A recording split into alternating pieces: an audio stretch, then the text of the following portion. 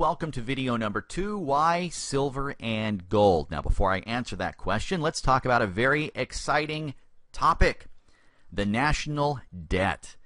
Our national debt is soaring out of control like never before. At the timing of this recording, it was right around $15 trillion.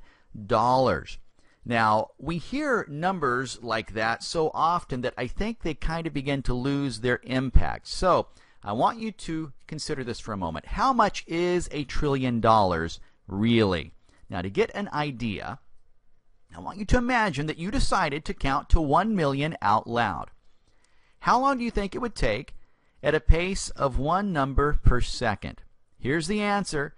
About 12 days. That's all it would take to count to 1 million. But how long do you think it would take to count to 1 billion?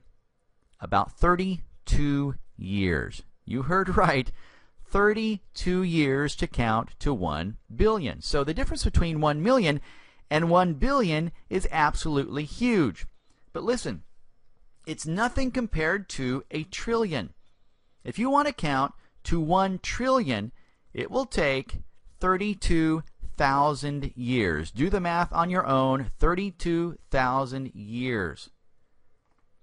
Now, again, consider our national debt as you look at this chart once more.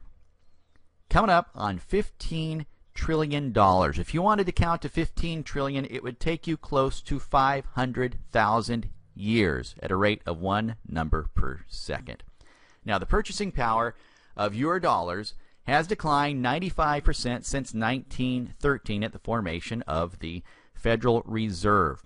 Amazing. 95% decline in the purchasing power of the dollar. Now, as the Fed continues to print money at unprecedented levels, the value of each individual dollar goes down. And it can lead to something called hyperinflation.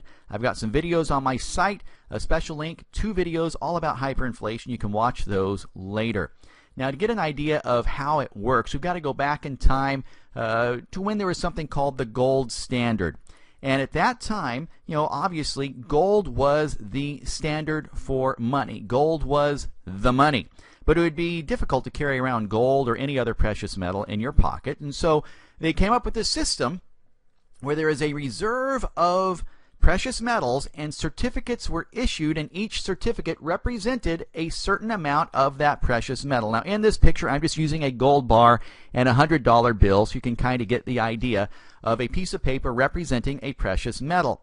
Now, one piece of paper representing that piece of precious metal. But what would happen if more of these pieces of paper would just be printed without precious metal to back them up? And what would happen if you tried to cash in those pieces of paper? Well, the answer to the first question, the value of those pieces of paper would go radically down, and the value of the precious metal would go radically up, and it would be impossible in reality to cash in all of those pieces of paper. Guys, that's really the state of the nation today. Now, here's what hyperinflation can look like. This is a picture of a street in Germany after World War I. This is paper money literally littering the streets. This is what was happening in Zimbabwe just a few years ago, as the president of Zimbabwe began to have paper money printed at an astronomical rate. Food became off the charts expensive. If you wanted to go out and pay for a meal using cash, it would take a stack like this. Here were people that were literally billionaires in their currency, but were starving.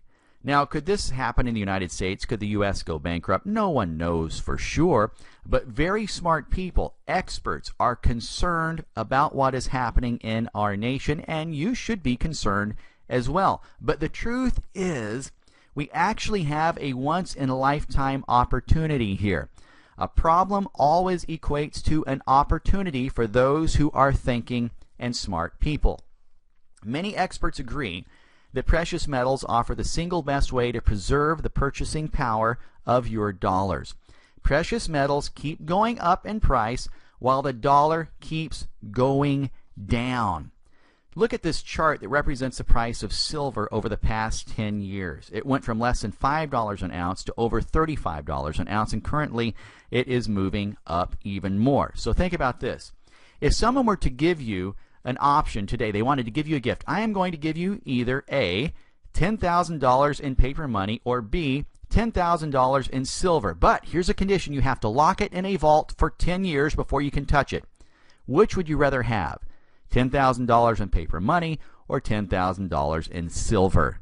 The answer is obvious. Paper money is losing its value. Your money in the bank might be gaining 1% interest per year, possibly 2%, but when inflation is greater than that, guess what? Your dollars are shrinking in value every single day. On the other hand, precious metals are increasing.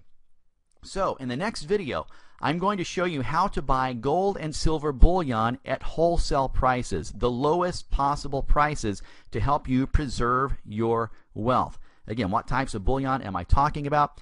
Everything you can imagine, all types of coins and bars from around the world at the lowest possible prices.